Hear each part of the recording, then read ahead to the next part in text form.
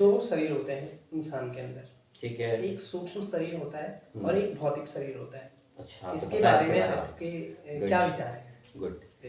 तो मुझे पहले तो ये अच्छा लगा कि आपको एटलीस्ट पता है इसके बारे में। मैंने कहीं पढ़ा था सर, हाँ। और गीता में भी सुना था, क्योंकि मैं आजकल थोड़ा अध्यात्म की ओर थोड़ा बहुत- थोड़ा मेरा बहुत- रुझान बढ़ रहा है। बहुत सुंदर। तो मैं आजकल मेरा 6वां चैप्टर चल रहा है इसमें। ठीक है। तो तो इसमें मैं आपको बताता हूँ क्या होता है। आपने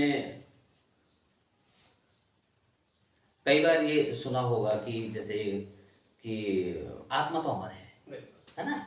और बड़े बड़े लोगों से सुना होगा आपने, जैसे कई लोग मर जाते हैं, किसी की यहाँ डेथ होगी तो वहाँ जाते हैं कि अरे आपका, अरे कोई बात नहीं है, ऐसा तो होता रहता है, आपका तो अमर है, कहाँ रो रहे हो आप, ये है वो, इस तरह से सांत्वना देते हैं लोग। और उसके बाद वही घटना जब उसके घर में घटती है तो वो भी रो रहा होता है।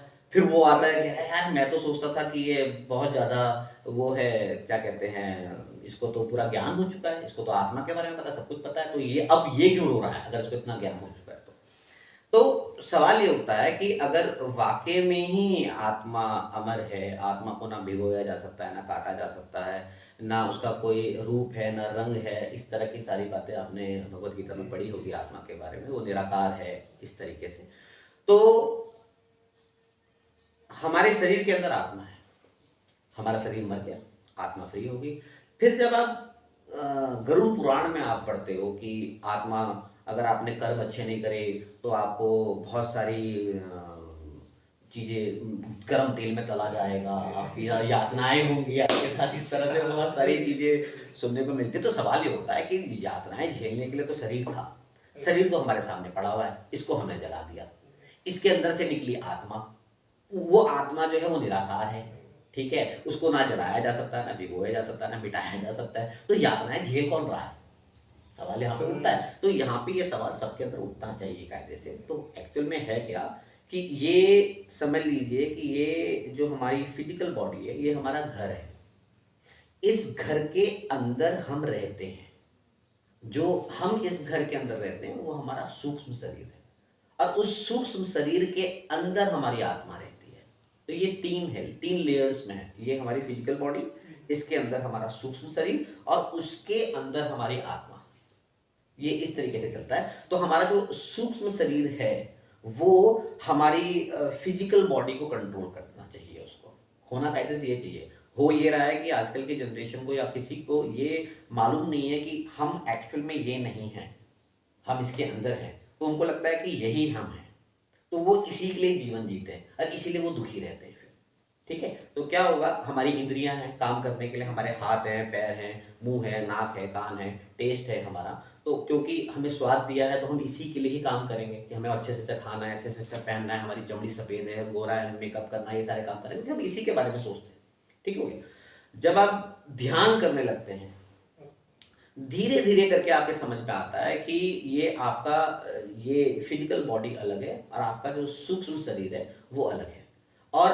हमें काम इस तरीके से करना है कि हम अपनी बॉडी को यूज करें, ना कि हमारी बॉडी हमको यूज करे। मतलब मैं अपनी बॉडी को कमांड दूंगा ना, मेरी बॉडी मुझे तो कमांड करने ना देगी, मैं अपनी बॉडी को कमांड दूंगा कि मुझे क्या करना है, मुझे क्या नहीं करना। जैसे फॉर एग्जांपल आपको हर किसी के साथ ऐसा होता होगा, जैसे स्कूल टाइम पे, कॉलेज स्कूल टाइम पे बच्चा सुबह अलार्म लगाता है, उसने कहा कि मेरा सुबह एग्जाम है, मुझे पढ़ाई करनी है, तो मैं सुबह 5 बजे का अलार्म लगाऊंगा और सुबह 5 बजे उठ के मैं थोड़ा सा अपने मॉर्निंग वॉक में जाऊंगा, मेरा पेट आ रहा है, कुछ लोग हैं ऐसे, मेरा पेट आ रहा है तो मुझे मॉर्निंग वॉक करनी है, या मेरे एग्जाम चल रहे हैं मुझे पढ़ाई करनी है, तो अलग अलग रीज़न है उनके कि मुझे सुबह उठना है। तो रात को ये सोच विचार करके उसने 5 बजे का अलार्म लगा के वो सोया, लेकिन जब सुबह 5 बजते हैं उसके बाद जो घटना घटती है वो उसको पता है, ठीक हो गया। तो कहने का मतलब यह है कि सुबह रात को जिसने अलार्म लगाया था वो कौन था, और सुबह जिसने कहा कि चल छोड़ना यार, सो जाते हैं, कल देख लेंगे, पर वो कौन था, ये समझने की वाली बात है। तो वो कह रहा है कि रात को जिसने पूरा प्लान करके सोच विचार करके ये काम किया था वो आप थे, ऐसे समझ के चले। और सुबह जिसने आपको बहला फुसला के अलग अलग तरीके के आपको एग्जाम्पल दे दे के किसी ना किसी तरीके से आपको कन्विंस कर दिया कि इस कंबल से बाहर मत निकल, वो तुम्हारा मन था। तुम्हारा मन तुम्हारा सबसे बड़ा शत्रु है। अगर आप भगवत गीता पढ़ रहे हैं तो आपने इसमें देखा होगा कि भगवान कृष्ण ने कहा है कि इंद्रियों में मैं मन हूँ। तो अगर भगवान कृष्ण कहते हैं कि अगर मन को जीत लिया तो मतलब तुमने मेरे को पा लिया। तो ऐसा नहीं कि मन को जीतते ही मेरे को पालोगे, पर भगवान को पाने के लिए सबसे पहला काम आपको मन को जीतना पड़ेगा। क्योंकि हमारी पूरी बॉडी की जैसे इंद्रियां हैं, हमारे हाथ हैं, पैर हैं, नाक है, मुंह है, सारी इंद्रियां हैं हमारी, इन सारी इंद्रियों का जो राजा है, जो इन्हें कंट्रोल करता है, वो मन है। तो मन अगर हमारे कंट्रोल में नहीं है तो यानी कि इंद्रियां हमारे कंट्रोल में नहीं है। तो फॉर एग्जाम्पल ऐसा भी हो सकता है कि आप पढ़ने के लिए बैठे हो, ये सोचे कल मेरा एग्जाम है, पर आपका मन करेगा कि छोड़ना यार, गर्लफ्रेंड को भी तो कॉल करनी थी यार, बटर चिकन भी तो खाना था, मोमो भी तो खाना था, या कुछ भी हो सकता है। तो क्योंकि ये सब काम कौन करवा रहा है आपसे? मन। और आपका मन आपके कंट्रोल में है ही नहीं, तो ये मन क्या करेगा? ये ऑर्डर लगाएगा आपको, और आप मन के अधीन हैं।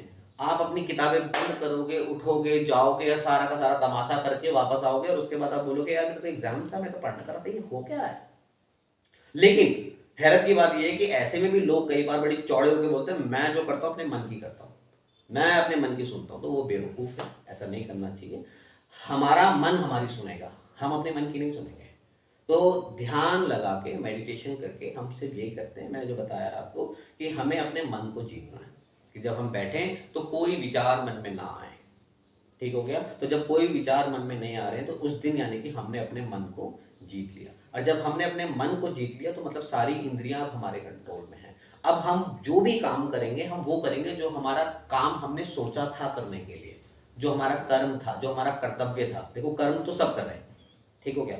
आप कुछ भी कर रहे हो तो मतलब आप कर्म कर रहे हो, आप कुछ नहीं कर रहे हो तो भी आप कर रहे हो ना। आपने कुछ नहीं किया तो मतलब आपने आज कुछ नहीं किया, तो कुछ नहीं किया भी तो कुछ किया ना आपने, तो वो भी आपका कर्म हो गया, कहने का मतलब है। तो कर्म कौन से किए जाए और कौन से ना किए जाए, तो आप ये समझ के चलिए कि कर्म हमको सिर्फ वो करना है जो हमारा कर्तव्य है। तो अपने कर्तव्य को ही अपना कर्म समझ के करते चले जाना है, लेकिन वो करने के लिए आपका मन आपके कंट्रोल में होना चाहिए। और अगर कुछ लोग ऐसे हैं जो इस वक्त देख रहे होंगे और उनके समझ में नहीं आ रहा होगा कि हम जो भी कर्म कर रहे हैं ये हमारा कर्तव्य है या हमारा मन हमसे करवा रहा है, तो ये सवाल आप अपने आप से पूछ सकते हैं। आप कोई भी काम करने जा रहे होंगे, आप ये सोचो कि ये मेरा कर्तव्य है या ये मेरा मन मुझसे करवा रहा है। जैसे फॉर एग्जाम्पल कई बार ऐसा होता है कि सुबह उठ के रात को बहुत दारू पी ली, बहुत दारू पी ली, और बीवी से झगड़ा भी हो गया, वॉमिटिंग कर ली, इतना तमाशा कर दिया उसने कि वो खुद आत्म गिलानी हो रही है उसको। वो कह रहा है यार मैंने क्या, कैसे हो गया ये। अब रात को उसने संकल्प ले लिया कि यार मैं नहीं पीऊंगा दारू। ये संकल्प उसने ले लिया। सुबह वो उठता है, काम पे जाता है, यार दोस्तों के फोन आते हैं, करते करते करते करते चलो उस दिन उसने किसी तरह से अपने आप को संभाल भी लिया, हालांकि बहुत मुश्किल है। पर एक आध दिन के बाद उसका संकल्प फिर टूट जाएगा। तो उसका संकल्प क्यों टूट रहा है? क्योंकि उसका मन उसके काबू में नहीं है, ठीक हो गया? उसका मन ही जो होगा वो उसको बार बार हराना शुरू कर देगा। उसका मन उसको लेके जाएगा, बार बार ऐसी जगहों में लेके जाएगा, ऐसी जगह पे लेके जाएगा जहां पे उसकी इंद्रियों को तृप्ति मिले कि हाँ मेरे को तृप्ति मिल गई। और ये बिल्कुल जैसे आप आग में पेट्रोल का काम होता है ना, ये वैसे ही करता है। जैसे फॉर एग्जाम्पल आपको सेक्स करने का मन कर लिया, तो आपको लगता है कि यार आज मेरी क्या करता हूँ, आज अगर मैं सेक्स कर लूंगा तो मैं तृप्त हो जाऊंगा। अब हो गया, तो अब आपने सेक्स किया, आपको बहुत अच्छा लगा, आपको लगता है आप तृप्त हो गए। आप तृप्त नहीं हुए, आपने उस आग में पेट्रोल का काम कर लिया। अब अगली बार जो आपको ठरक मचेगी सेक्स की करने की, उसकी तीव्रता इससे भी ज्यादा होगी, ठीक है? तो ये आग में पेट्रोल का काम करता है। तो ये इंद्रियां हैं, आप इसको जितना भोगोगे ये और ज्यादा आप पे हावी होती चली जाएंगी। तो इस चीज को समझना पड़ेगा। हम ये नहीं कह रहे हैं कि ये कुछ मत करो, मैं ये कह रहा हूं जो भी करो होश में करो। आप ऐसे करो कि मैं चाह रहा हूं ये, इसलिए मैं ये कह रहा हूं, ये कर रहा हूं, ये मेरा मन मुझसे नहीं करवा रहा है, ये मैं चाहता हूं, मैं इसलिए कर रहा हूं। ये ना हो कि बाद में आप बोलो कि यार ये मैंने क्या कर दिया, जो कि होता है अक्सर, यार ये मैंने क्या कर दिया। तो ये मैंने क्या कर दिया, ये थॉट दिमाग में क्यों आया? क्योंकि वो काम आप चाहते ही नहीं थे, वो आपके मन ने आपसे करवा दिया, ठीक है? लेकिन लोगों को ये पता ही नहीं होता, ठीक हो? जैसे कई बार क्या होता है कि जैसे आप देखोगे कि फॉर एग्जाम्पल आप अपनी वाइफ के साथ या फैमिली के साथ आप रेस्टोरेंट में बैठे हैं और बहुत अच्छे से बातचीत चल रही है, बच्चों के लिए आइसक्रीम ऑर्डर कर रहे हो, बहुत एक अच्छा इन्वायरमेंट बना हुआ है, बातचीत चल रही है।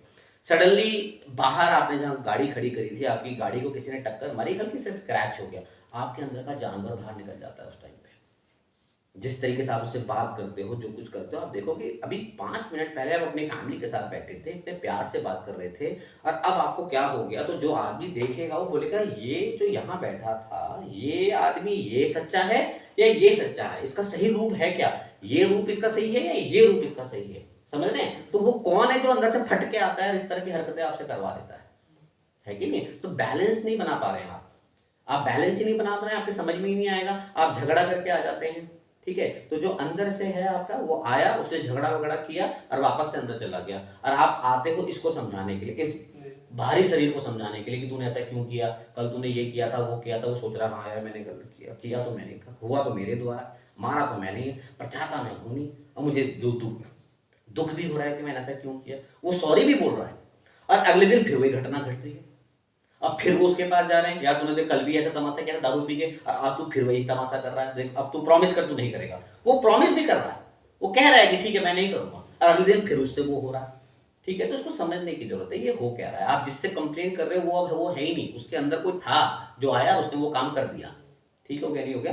तो मेडिटेशन करने से, ध्यान लगाने से आप अपने मन को कंट्रोल में करते हो। आपका मन जब आपका पूरी तरह से आपके कंट्रोल में आ जाता है, तो उसकी वजह से आपकी इंद्रियां आपके कंट्रोल में आ जाती हैं। ऐसा आदमी जो भी काम करता है वो काम करता है जो वो चाहता है, उसका मन उस पर हावी नहीं है। अब वो जो भी काम करेगा वो करेगा जो वो चाहता है। तो जब सोच विचार करके वो ऐसा काम करेगा जो वो चाहता है, तो वो काम कभी गलत हो ही नहीं सकता, ठीक हो गया ना? तो ये बहुत बड़ी इंपॉर्टेंट है कि ध्यान हमें क्यों करना चाहिए।